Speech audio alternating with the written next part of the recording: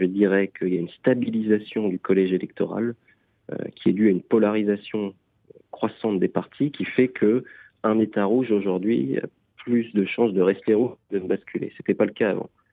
Quand tu prends les cartes effectivement électorales, je dirais des 50 dernières années, parfois ce qu'on appelle des blow-outs, c'est-à-dire que Nixon en 72, la carte est toute rouge, Reagan en 84, la carte est toute rouge, on peut remonter un peu plus loin avec les cartes de Roosevelt qui étaient toutes bleues.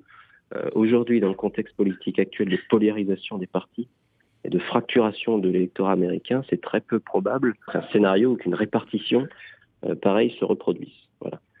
Donc ça, c'est le premier point. Après, effectivement, entre État bleu et État rouge, au milieu, il reste ce qu'on appelle les swing states, ceux qui hésitent. Et effectivement, comme je disais, cette proportion d'États clés, d'États swing, est en train de se réduit d'année en année. Et aujourd'hui, il en reste à peu près une dizaine qui, effectivement, vont pencher l'élection d'un côté ou d'un autre.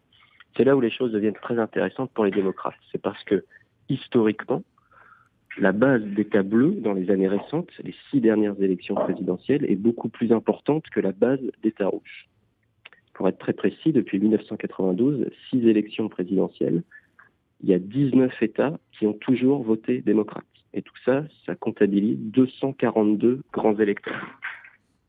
Côté républicain, même constat, 6 élections présidentielles depuis 1992, il y a 13 États qui ont toujours voté républicain. Et ça ne totalise seulement 102 grands électeurs. Je rappelle que pour gagner, il faut 270 grands électeurs.